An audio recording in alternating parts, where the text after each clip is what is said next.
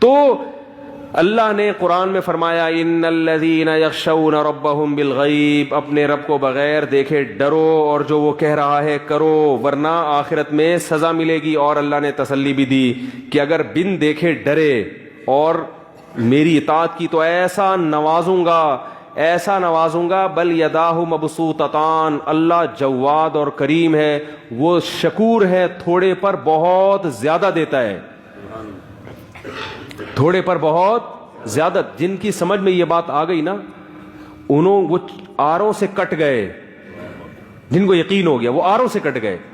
خباب ابن ارت رضی اللہ تعالی عنہ کو آگ کے انگاروں پہ لٹایا جاتا تھا تو ان کے کمر پہ نا کھڈے پڑ گئے تھے۔ ایک دفعہ رسول اللہ صلی اللہ علیہ وسلم کے پاس آئے، عرض کیا یا رسول اللہ الا تستنصروا لنا، آپ اللہ سے ہمارے لیے مدد کیوں نہیں طلب کرتے؟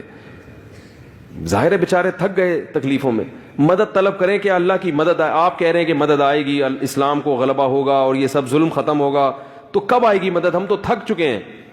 آپ صلی اللہ علیہ وسلم نے فرمایا کان ممن کان قبلکم، تم سے پہلی امتوں میں ایسا ہوتا تھا، یؤخذ الرجل، ایک شخص کو لایا جاتا بادشاہ کے دربار میں، فیصرف عن دینہ، اور اس کو مجبور کیا جاتا کہ وہ اپنے دین سے پھر جائے، فیوتا بالمنشار، وہ دین سے نہیں پھرتا تو آرا لایا جاتا، فیحفر لہ، اور اس کے لیے زمین میں گڑھا کھودا جاتا، اس گڑھے میں اس کو آدھا دفن کر کے مٹی بھر دی جاتی اور پھر آرا اس کے سر پہ چلا دیا جاتا، ولا یصدہ ذلک عن دینی، یہ چیز اس کو اپنے دین سے نہیں روکتی تھی۔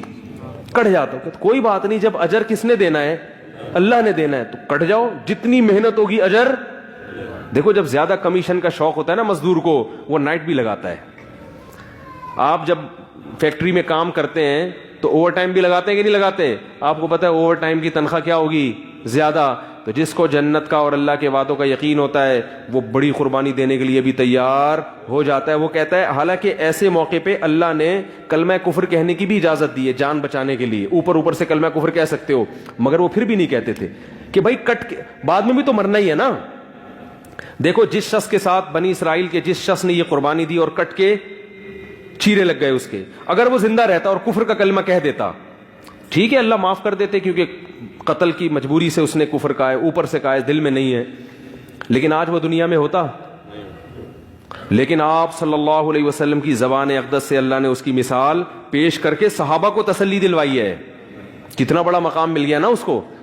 مر تو آج بھی چکا ہوتا اس وقت بھی، لیکن سستے میں بہت اچھا کما گیا، بہت اچھا کما گیا۔ تو میرے بھائی، جس کو یقین آ جاتا ہے وہ پھر ان سیکولر اور لبرل لوگوں کی باتوں میں نہیں آتا، چاہے وہ مرد ہو یا عورت ہو۔ کہتے ہیں بھائی جو اللہ کا حکم ہے اس کو فالو کروں گا، کیونکہ نوازے گا کون، اس پہ دے گا کون، ہمیں اللہ دے گا۔ اور ومن اصدق من اللہ قیلا، اللہ فرماتے ہیں اللہ سے زیادہ سچی بات کسی کی نہیں ہو سکتی۔ جب اللہ ہے تو اللہ نے باتیں یہی کی ہیں قرآن میں، اس کے علاوہ ہمیں کوئی نہیں بات ملتی کہ اللہ نے کہیں ہم سے بات کی ہو، اسی میں کی ہیں، اور جو اللہ نے باتیں کی ہیں وہ یہی ہیں کہ اللہ سے زیادہ سچی بات کسی کی نہیں ہے۔